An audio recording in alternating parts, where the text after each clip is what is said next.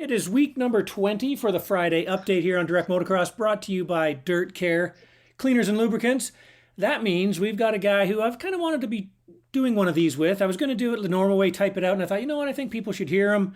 We haven't talked to him like this in quite a while, so we're going to hear what he has to say about a bunch of stuff. He's coming back from a scary injury that, I missed in the morning, but I was there. But we've got Jeremy McKie on the phone. Jeremy, thanks for chatting, man. Yeah, thanks for having me. It's a pleasure. Yeah, man, good to see you back. Good that you're back on the bike. We got lots of stuff to talk about, obviously. But for starters, where are you?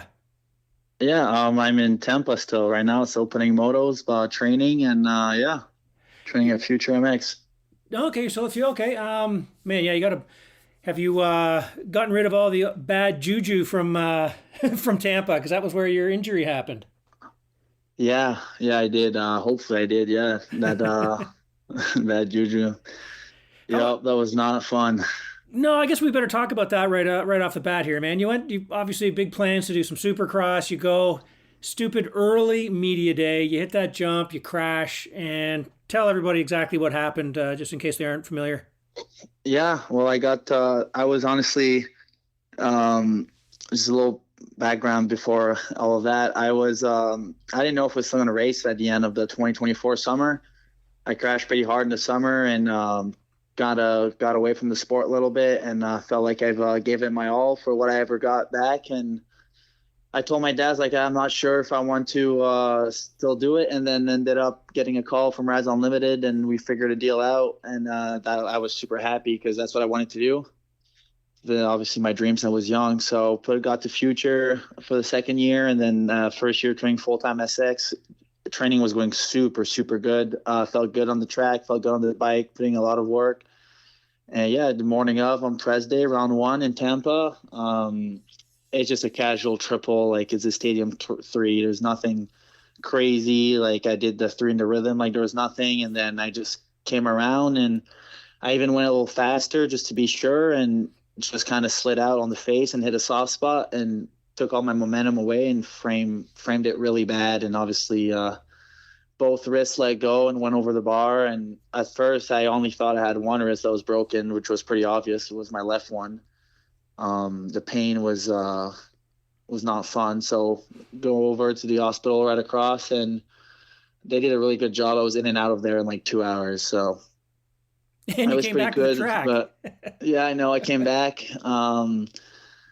Got there, and then obviously at the hospital, I knew their left one was broken. It was obvious. It wasn't even straight, so that was a clear break. And the doctor asked me if anything else was hurting, and I was like, yeah, a little bit of my right wrist, but not much. So he just checked it to make sure and came back with the bad news. The reason I wasn't feeling it is probably because the left one was broken so bad, but the worst one was actually the right one. Everything was broken. I needed a full reconstruction of literally everything in the wrist. That's probably why I didn't feel much.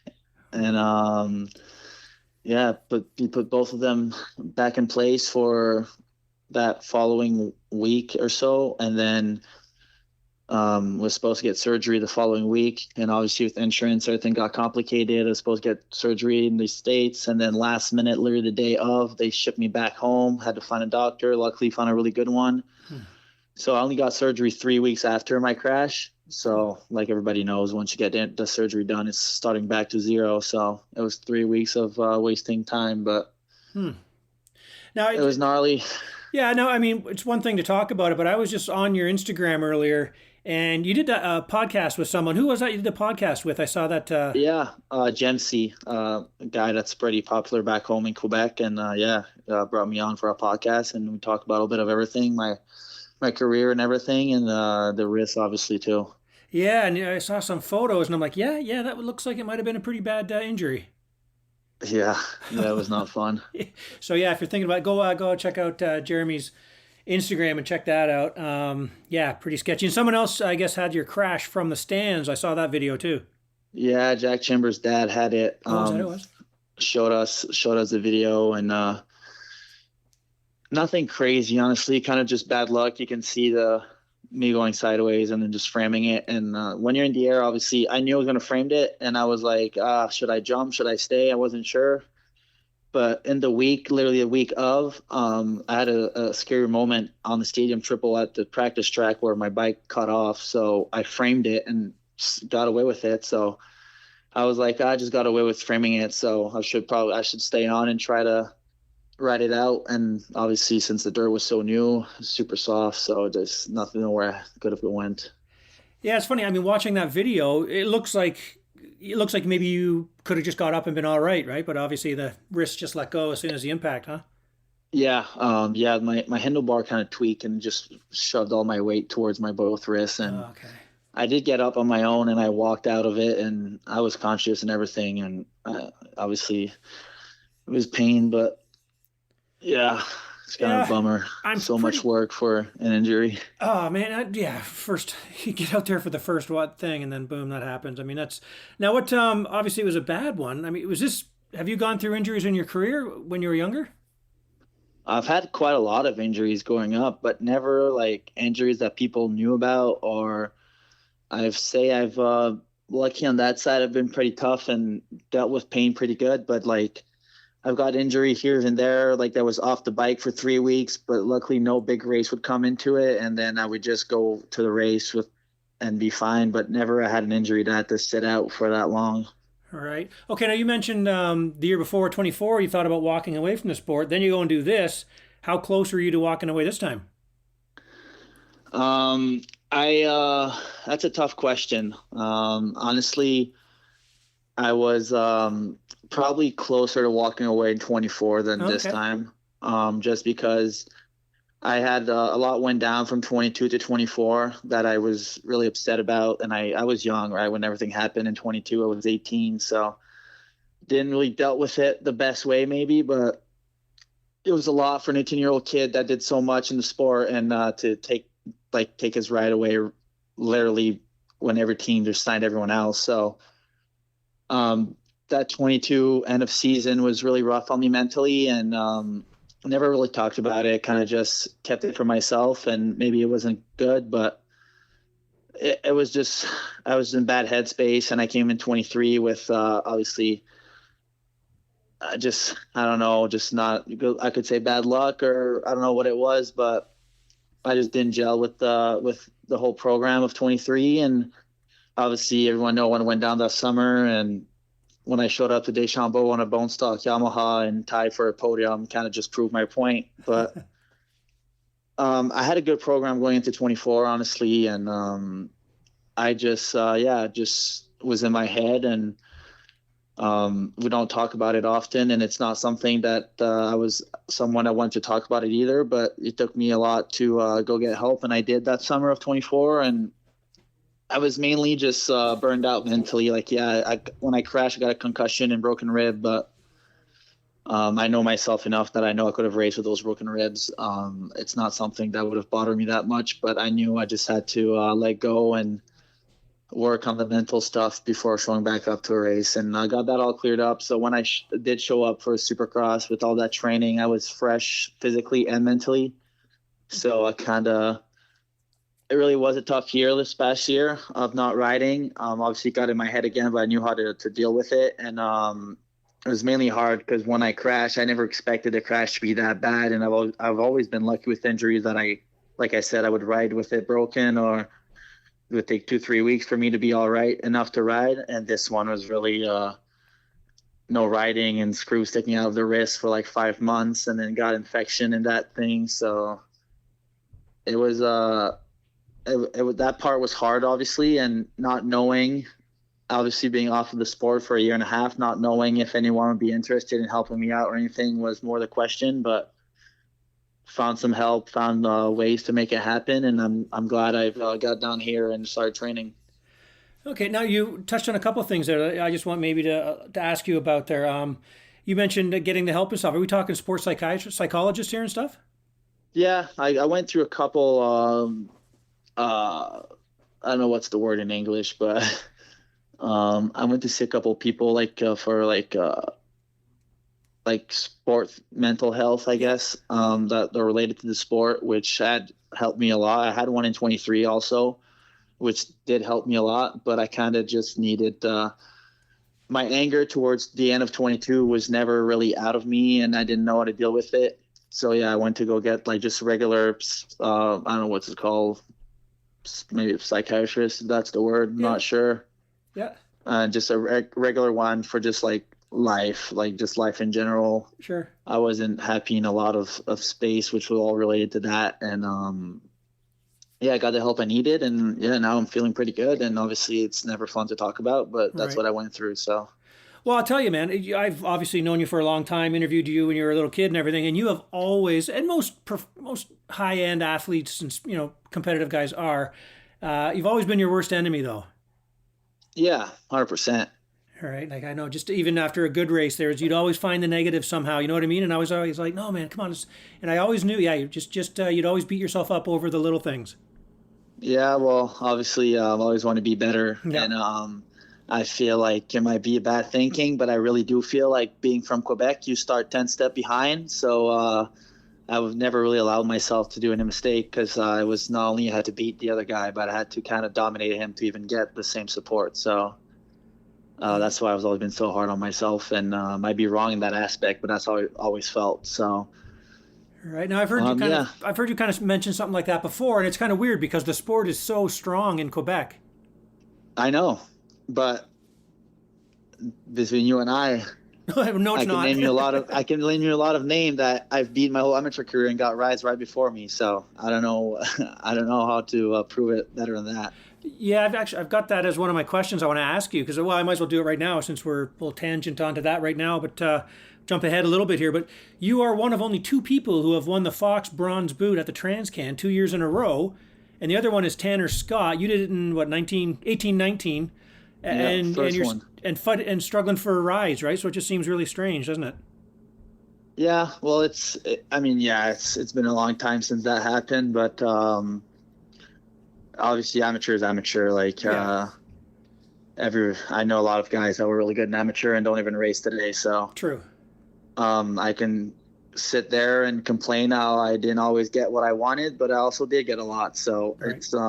It's a both ways. It's mainly I felt like my beginning of my pro career I felt like was pretty good. Obviously my first year I won Rookie of the Year. I got a podium in that year, and still left with nothing the following year. And then I always had to, like, it's just always a thing that's always, what do I need to do next to get something, you know? And maybe it's the part that I never did is to win and be consistent for a full season, but that's on me, and hopefully that won't happen again. But it's hard to compete against those factory teams when you don't have the same bike and the same funds. So when you get some DNFs out west and you're stuck with a stock bike, it is hard to compete in 250 class. So I think there's a little bit of both.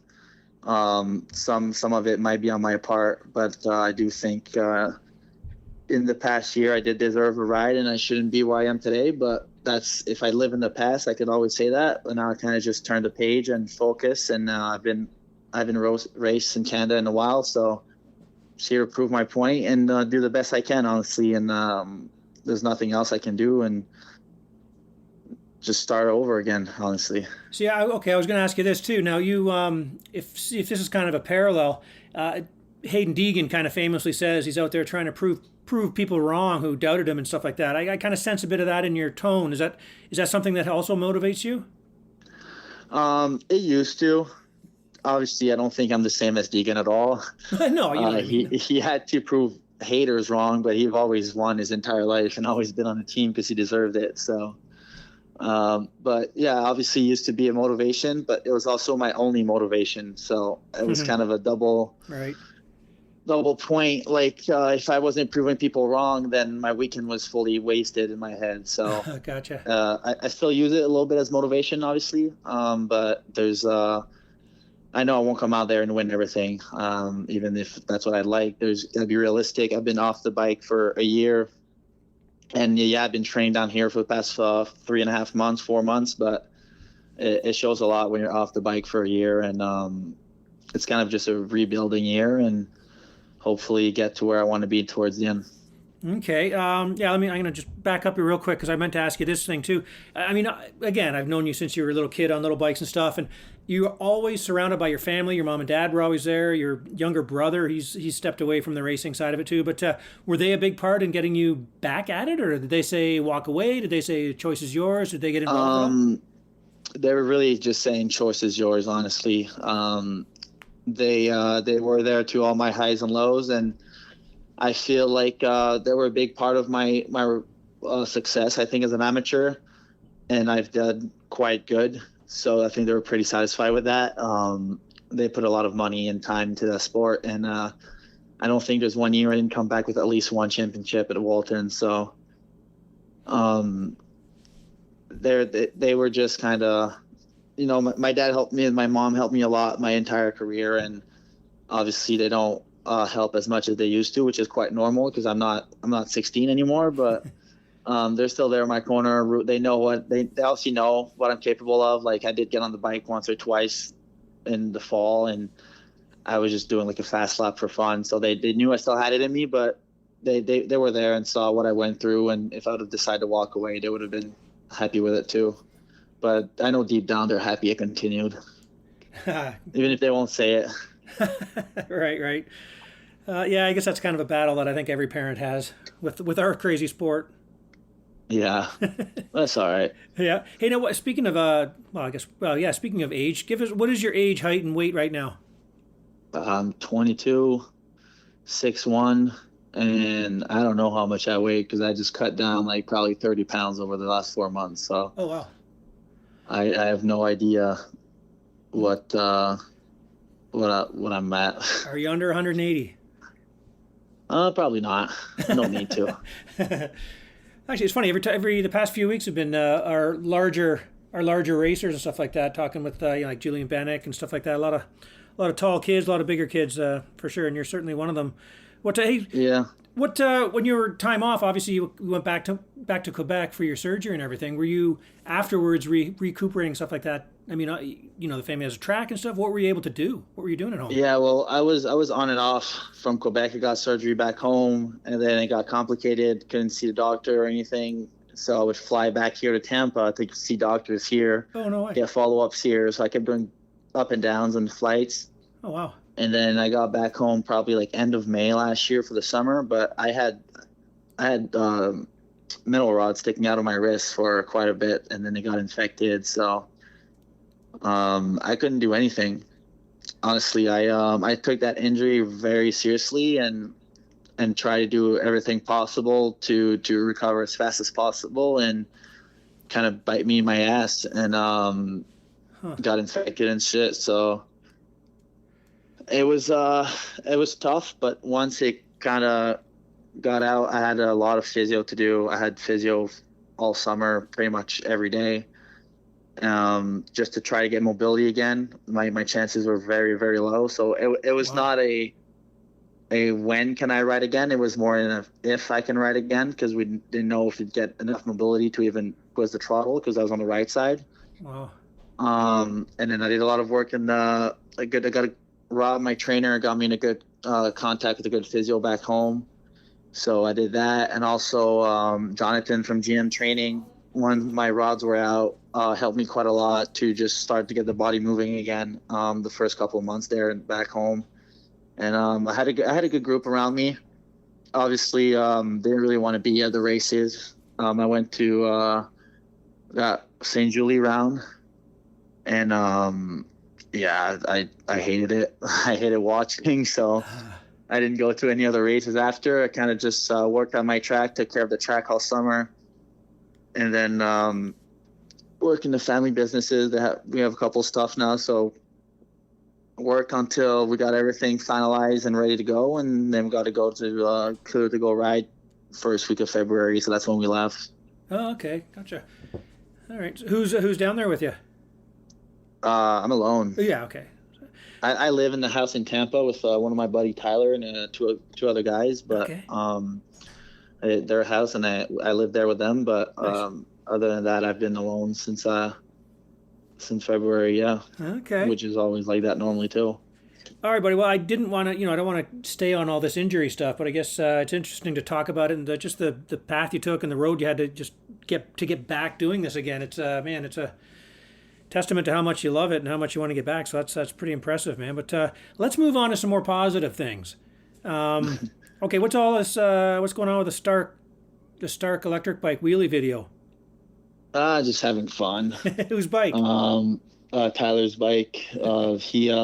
He's actually an electric bike influencer down here, so we have a bunch of electric bike in the garage, and I always have fun. Kind of just trying to show just a little bit. Like, yeah, I do put it into work every day, but there's a little bit more to it than that. Like, we do have fun here and there, and we ride the electric bikes probably every night. So we always doing wheelies and having fun here, and it's just kind of one of them that I was just doing wheelie and Tyler was filming, and we saw the video was quite cool, so we put it on the Instagram. But yeah, we there's a lot of people here with electric bikes, and we just have like having fun doing wheelies. It's not always about training, obviously. The main focus is, but just find ways to have a little fun outside of it. It's always, at least for me, a good way to show up to the track the next day and be ready to put into work. Right. Okay. Now, speaking of, I was kind of obviously scrolling through your some of your latest posts and things like that. To me, you look good. You look smooth. You're doing some nice little sections there. But what was the hardest thing? Obviously, the physical side of it. You're not fit yet, or the technique's still there. Rusty. How is it getting back? Honestly, I would say it was a mental game.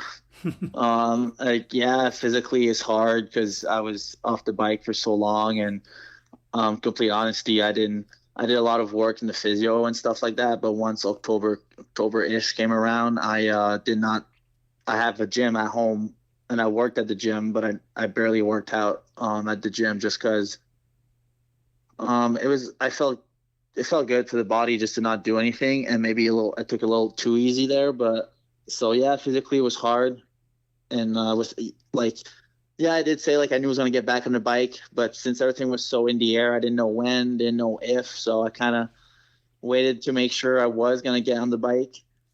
And yeah, it was mainly physically, mentally. Sorry, physically it was hard, but it's always hard. Like when you stop for so long and you come back in, it's always hard. So I was ready for that. It was mainly that the first day that I rode, I could barely do a 10-minute moto. Obviously, I did not expect that. But looking back at it, I rode once or maybe twice in the whole year since the injury, so it didn't make sense. And it was just to keep digging, honestly. That's why I said mentally it was so hard, because you get to a point when I feel when you're trained for the season that you get to maintain at one point, and like you get your peak, and then you get to like maintain it until the race season. Right. I didn't get that. I had to dig deep every single day, because it was first week you had to do 10s, and then it's 15s, and then 20. It just kept going up and up all the way till we were able to do 30s. But once you do 30s, now you want to go back to your sprint speed, and now you're building that up. So now we're feeling pretty good on the bike. Honestly, we've been doing a lot of 30s, and been good for the past month, I'd say, 30-minute moto wise. And putting a lot of work, and those videos are just cut videos from while I'm doing my moto. It's not like sometimes it is just a section, but most of the time is while I'm doing a moto. Right. And I still have I'm not where I want to be yet, to be quite honest. I would have took an extra month, but I'll be just fine and ready for round one. Okay. And yeah, we'll just keep building from there, and just try to put one full season together and put some consistent result, and hopefully improve every weekend. And hopefully there's not a lot that we need to improve, though. So we'll see when the gate drop. Okay. Well, let's talk a bit about that. Who's I mean, you're on a KTM down there. What are you riding? What's the plan? What are you actually like? What are you racing, and who's helping you out?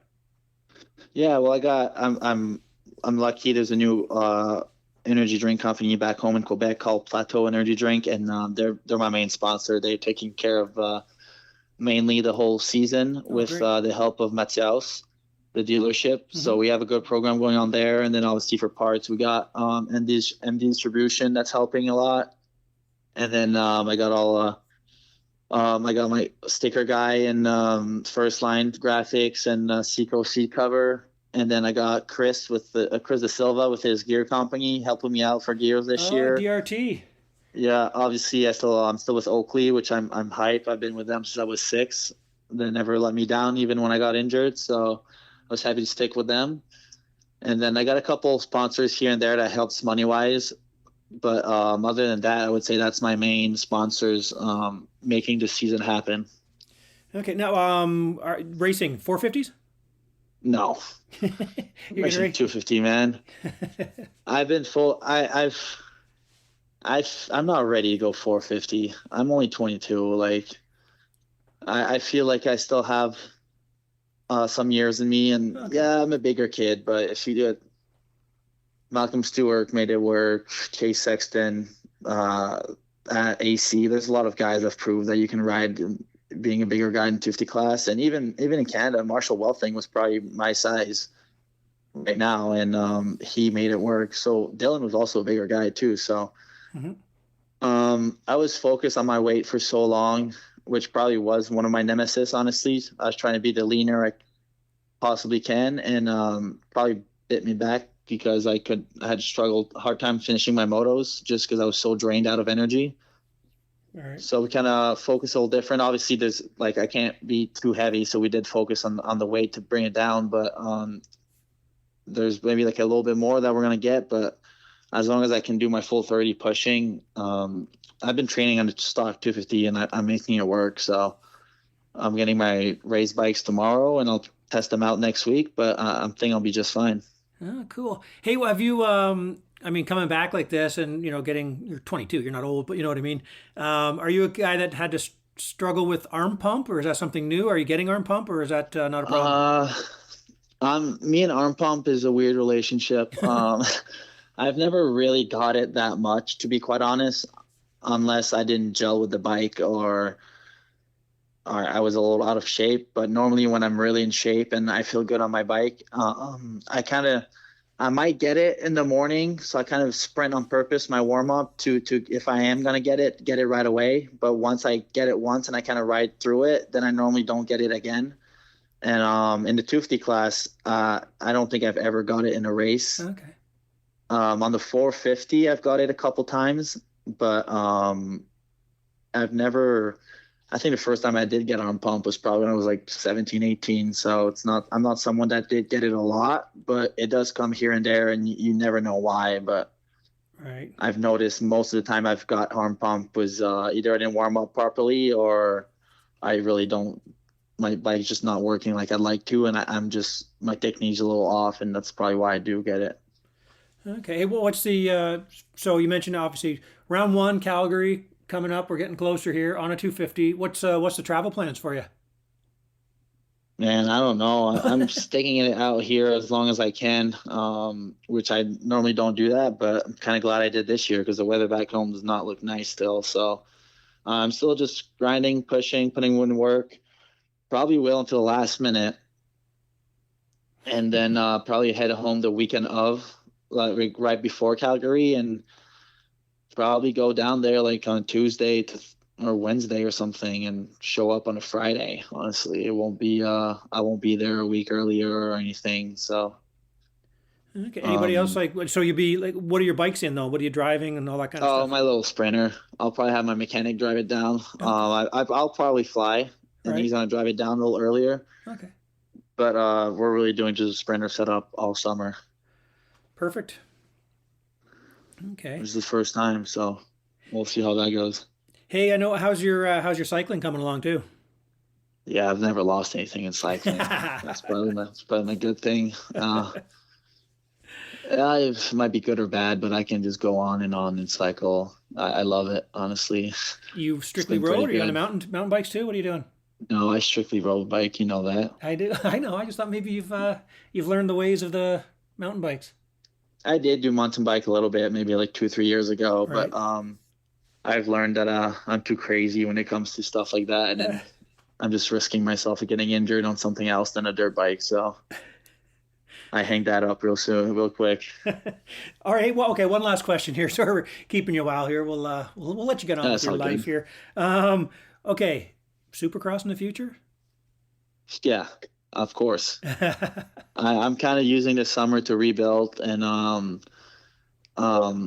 yeah. I mean, I've always trained to win, so obviously I would lie if I said I'm going out there just to see where I land, because I know most of those riders and I've beat most of them my whole career. So um, I did train to win, but I am realistic. I've been off the bike for so long, and we'll see where we fit in the beginning. But obviously, we're gonna rebuild this summer and get some good result, consistent result under our belt. And obviously, the goal is to come back down here and race Supercross again, because I did feel really good on that bike and really good on. I know I look good on that Supercross track too, so it's kind of a bummer I didn't get to show that, but I will in the future. Well, that's good to hear, man. Good. And it sounds like you got a nice, got a place to stay. You got, you're hooked up pretty well down there when you need it, right? Yeah, no, it's been pretty good. I've been down here for the past 3 years, and it's really good. Kyle at Future is great. Feel like we're getting our stuff dialed in and pretty good. And obviously, I have Rob for the off bike training. That's amazing, and I got good support all around when I'm here or home. So yeah, I like it a lot. And yeah, my goal is to live down here, whether it's for moto or not. So I'm kind of just looking at everything at the same time and see what are my options for the future too.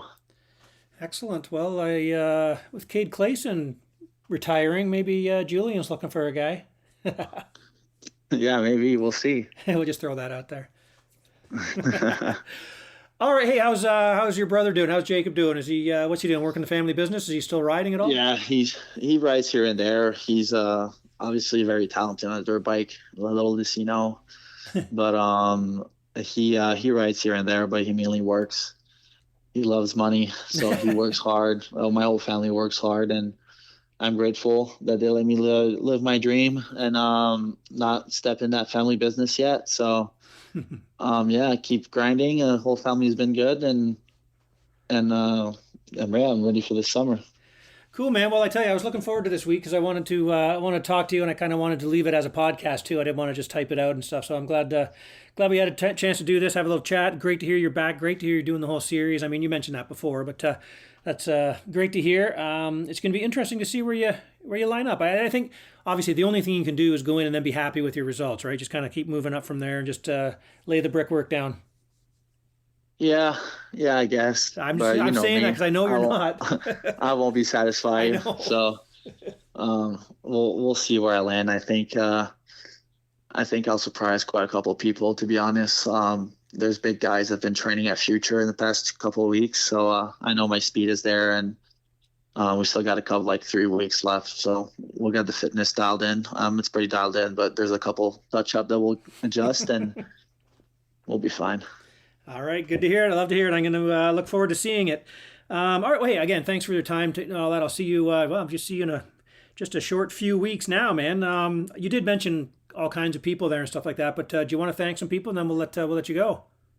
Yeah, I'd just like to thank everybody that's in my corner, honestly. Like everyone that goes to the physio that helped me out, to my trainers, Rob, and like I said, Jonathan from GM Training when I did get injured, and then Plateau Energy Drink, Factory Connection, DRT, Oakley, just everyone, honestly, at South Spa, they're helping me out with road bikes and dirt bikes, so that's really cool. And then and the distribution, CTI, SB Design, just First Line, Seco, Pascal Mastro Mateo Excavation, who's helping me out, Wholesale GL, just everybody that's in my corner and that are still believing. It might not be round one, but I know I'll be where I should be in the near future, and I'll be able to thank them on the podium for still believing in me. I love it.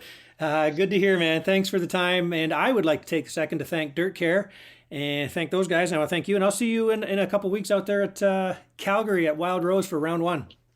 Sounds good. Thank you, Billy. Okay, thanks, man. Talk to you soon. Bye-bye. Talk to you soon. Bye-bye.